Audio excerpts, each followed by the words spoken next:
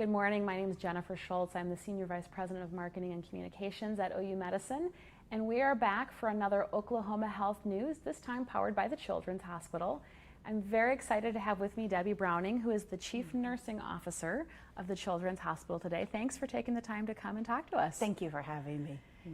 You know, it's been such a unprecedented time for all of us, and especially when I think about children and mothers and the unique needs of families.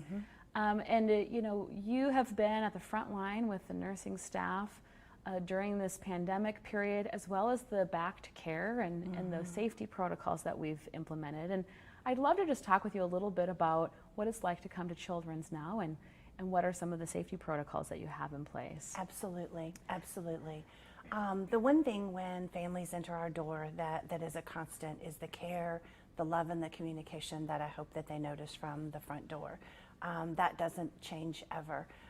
When families do arrive, we have 2 visitors who may participate inpatient in a child's care. In the ambulatory settings, clinic, ED, and imaging, it is 1 visitor or 1 caregiver per child. You'll notice that we're asked family members to wear a mask, and we have a series of screening questions to make sure that our families are not ill and are safe to enter the building. We'll also do a quick temperature and then make sure they're on their way to where they need to go in the hospital.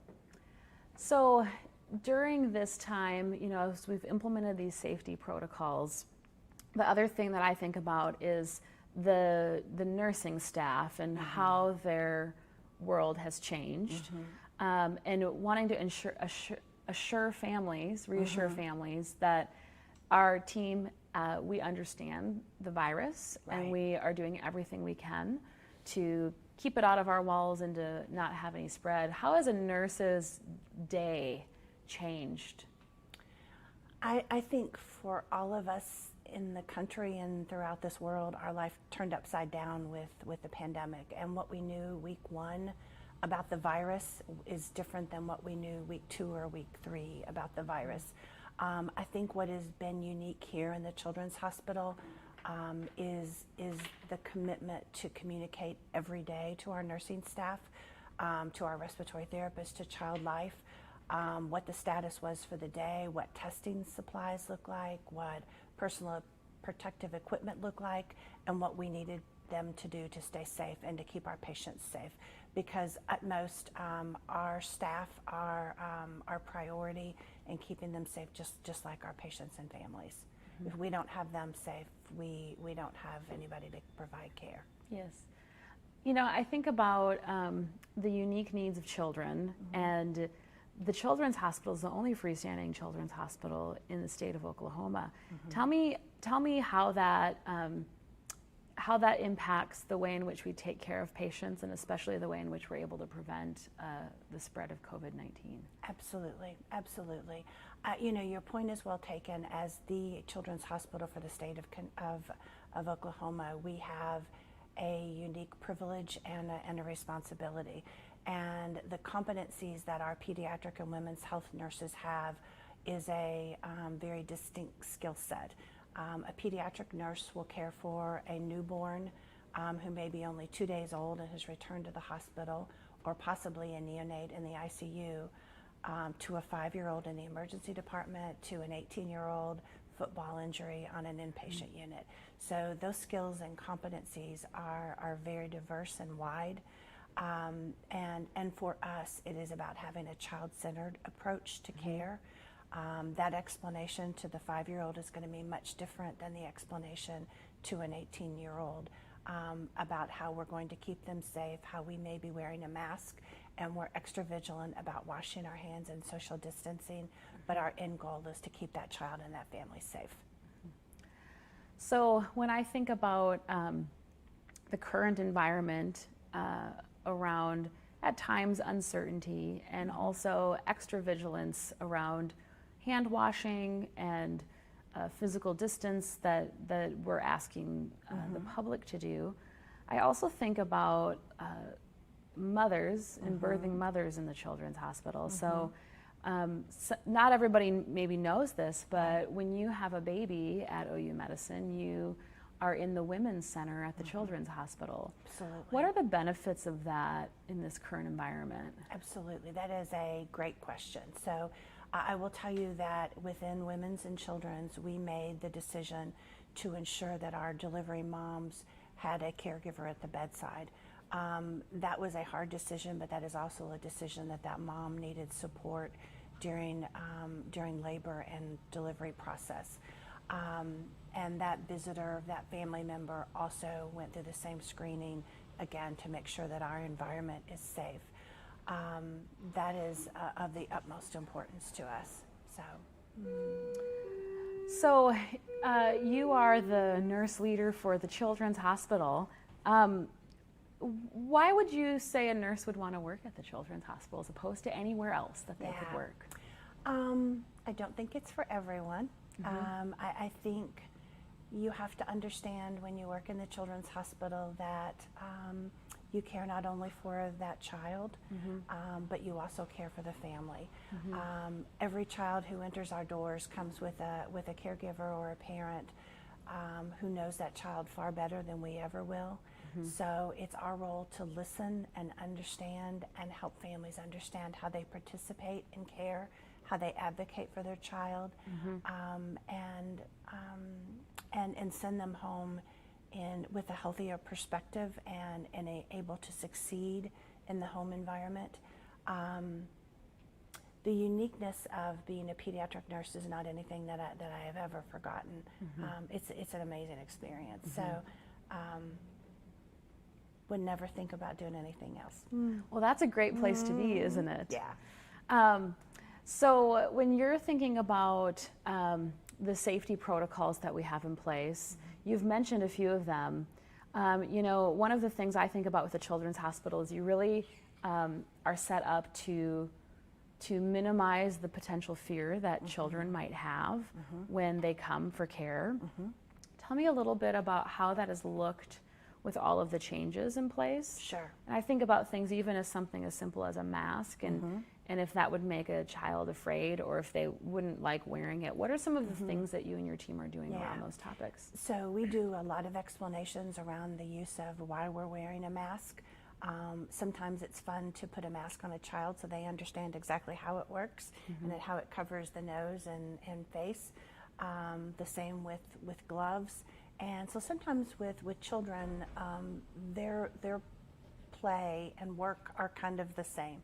So it is through using our child life specialists to help us with play therapy that we can teach and help kids to understand the nature of what we need to do as well as procedures so that they understand and they can help participate.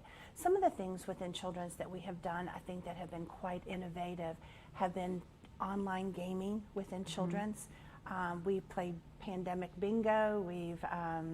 We've been able to deliver homemade games and kits to individual rooms, and then been able to play within the unit or within the hospital, so kids can socialize even though they are in their very own room. So I think our Child Life team has done just an amazing job of connecting the dots for kids so that they don't miss out on that socialization while they're in the hospital. That's wonderful to hear. A hospital stay is challenging enough for a young child or a family, and so to incorporate those types of things just to make it a little smoother is important. Yep. So I think a little bit too about children and the type of special care that they receive when they come here. And it makes me think a little bit, you've mentioned the Child Life Specialist team, which is something that not every place has. What makes that team kind of the glue during a time like this? What does their training look like to make that? How does that interface with nursing? Yeah, so Child Life Specialists are bachelor's prepared or master prepared in child life. And there are many children's hospitals that have Child Life Specialists in them throughout the country. We're in a very unique situation here in the Children's Hospital because we have a large child life staff. So they helped us at the very entry with screening. They've helped us with games and toys and donations to the community. And they've helped us with those child-centered activities to keep kids entertained and to keep them settled during what otherwise could have been a very scary time. One of the things that I had heard, read articles and things about were parents that were delaying care for their children, not taking them into the ER. And I think as a nurse and several of our physicians that have been on here, that's always a concern because we want to make sure people are receiving care. Yep. As Oklahoma's opened back up and as we've been implementing our back to care plan, do you see any kind of a lag in ER visits? Is that still a concern that you would have, that people are not coming in when they need to? Yeah. We're starting to see our ED, our emergency department volume, pop back up again, which is a good thing. We don't want anyone delaying care because they're concerned to come to our hospital. It is really very safe to come to the Children's Hospital. You arrive and we'll take care of all of the appropriate needs to make sure that the child and the family is safe. In talking to other CNOs at children's hospitals throughout the country, they also noticed that ED volumes and visits were down. They're starting to see that pop back up as well. Many of us at the CNO level talked about the fact that our children who were very complex were not coming to the hospital during the pandemic. And I'm certain that their families kept them at home for fear that they might contract one more virus. I think within our children's hospital, we're starting to see those kids come back for the care that they need, whether it's surgery or immunizations or a follow-up visit.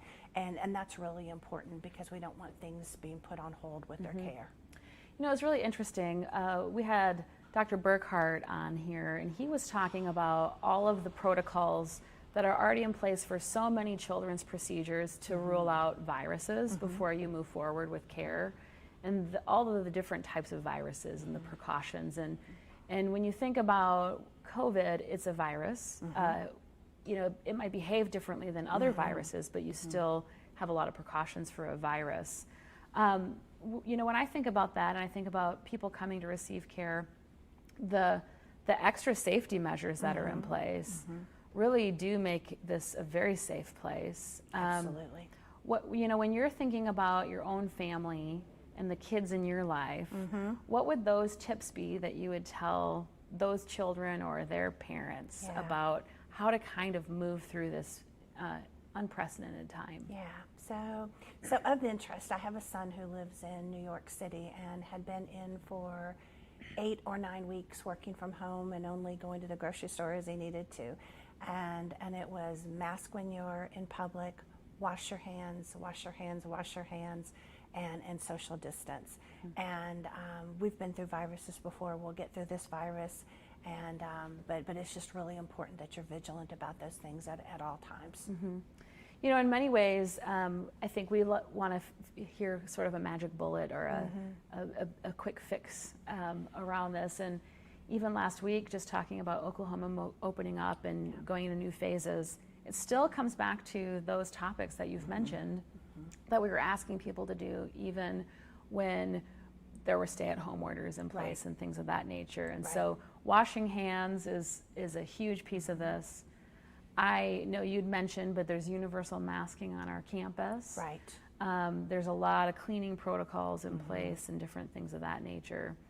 Tell me a little bit, as you start to see parents wanting to get back to a new normal, from a children's hospital perspective, what would you tell them to just keep in mind? I would think about for my school-age children, my teenagers, small groups, social distancing, making sure that everyone is well before you get together, and again, masking and hand hygiene. Anything else you'd like to tell our viewers about how they should be moving forward for their summer? I think we've got a lot of safety protocols in place, but everybody's looking for those tips. Yeah, lots of safety protocols in place. I think we'll continue to learn more through the summer about the virus. I think the basics of social distancing, good hand hygiene, and just being cautious are wise any day of the week, and that will carry us into the fall as well. So, but very much want our community and our state to understand the precautions that we're taking in the Children's Hospital and that it is a safe environment for you to be. Absolutely. Thank you so much for being here, Debbie. We really appreciate it. That is it for today for Oklahoma Health News. We're going to be back later this week. We always customize our topics to things that you're interested in, so continue to comment and send us direct messages, and we'll see you soon. Thanks.